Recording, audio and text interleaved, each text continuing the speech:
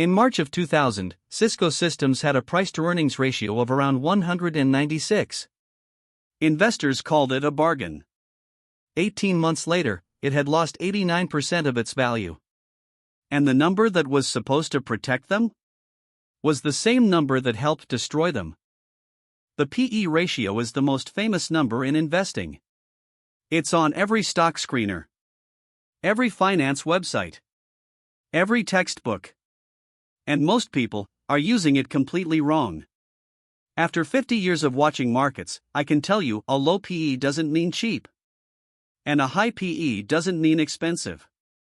Today, I'll show you the 3 traps the P/E ratio sets for new investors. And the one simple fix Peter Lynch used to see through all of them. Stick with me, because the 3rd trap is the one that bankrupted some of the most famous names in business history.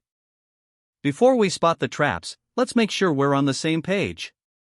The P/E ratio is simple math. Take the stock price, divide by the earnings per share. That's it. If a company trades at $50 and earns $5 per share, its P/E is 10. That means investors are paying $10 for every $1 of earnings. Now here's the useful part. A P/E of 10 means, in theory, it would take 10 years of earnings to pay you back. A P/E of 30? 30 years. So lower should be better, right? Not so fast. The S&P 500 has averaged a P/E of around 15 to 16 over the last 100 years. But that average hides everything. In 1929, right before the crash, P/Es were reasonable. In 2000, during the dot-com bubble, the market P/E hit around 44. And in 2009, at the bottom of the financial crisis? It was around 15, the same as the long-term average, but the real bargains were everywhere. Because earnings had collapsed. And that's trap number 1, hiding in plain sight. The E in P/E stands for earnings. But earnings can lie. They can be manipulated. They can be temporary. They can be one-time boosts or one-time losses. Take General Electric. In 2017, GE looked cheap. The P/E ratio was hovering in the low teens. Investors piled in thinking they were getting a bargain on an industrial giant. Then reality hit. GE's earnings were propped up by accounting choices in its financial arm. The company took a write-down of over $22 billion. Earnings collapsed. The dividend was slashed. The stock fell around 80% from its peak. The P/E was low, because the earnings were about to evaporate. Here's the rule I want you to remember: a stock is only cheap if the earnings are real, repeatable, and sustainable. So before you trust any P/E, ask 3 questions. Are these earnings recurring? Are they free of one-time boosts? And can the company maintain them through a recession? If the answer is no to any of them, that low P/E is a mirage. This one is the quiet killer. A value trap is a stock that looks cheap, keeps looking cheap, and stays cheap forever while the business slowly dies. The P/E ratio on Sears Holdings in 2014? Around 7. On paper, a steal. Investors thought they were buying a 100-year-old American institution at a discount. By 2018, Sears was in bankruptcy court. The stock went to 0.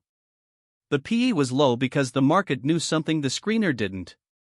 The business was dying. Competition from Amazon, Walmart, and Target had destroyed their moat.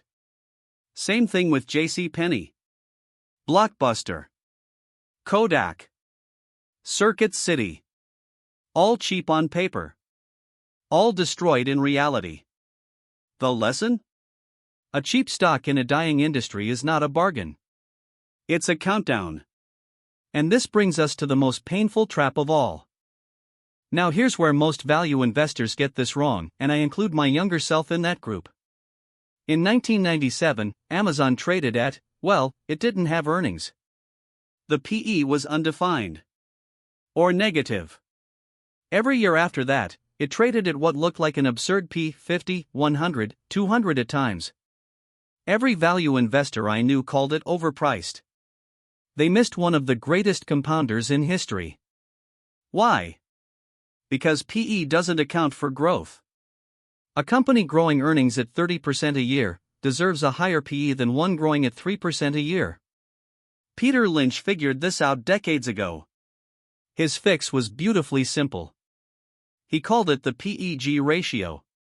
You take the PE ratio, divide it by the growth rate. If the PEG is around 1, it's fairly priced. Under 1, potentially a bargain. Over 2, probably overpriced. So a company with a PE of 30, growing earnings at 30% a year? PEG of 1. Reasonable. A company with a PE of 10, growing at 2% a year? PEG of 5. Suddenly, not so cheap. This one adjustment separates the investors who compound wealth for decades from the ones who get stuck in value traps. Here's what I want you to carry with you. The PE ratio is not a verdict. It's a starting question. A low PE asks, why is this cheap? A high PE asks, is the growth worth it? Your job isn't to find the lowest number. Your job is to understand what that number is really telling you. Benjamin Graham said it best, price is what you pay, value is what you get. The PE ratio tells you the price. Everything else tells you the value. So here's my question for you. Have you ever bought a stock because the PE looked cheap and regretted it? Tell me about it in the comments, I read every one. And if this changed how you think about valuation, hit subscribe. Tomorrow we're looking at the one financial statement Warren Buffett reads first, and it isn't the income statement. This is educational content, not financial advice. Always do your own research. See you tomorrow.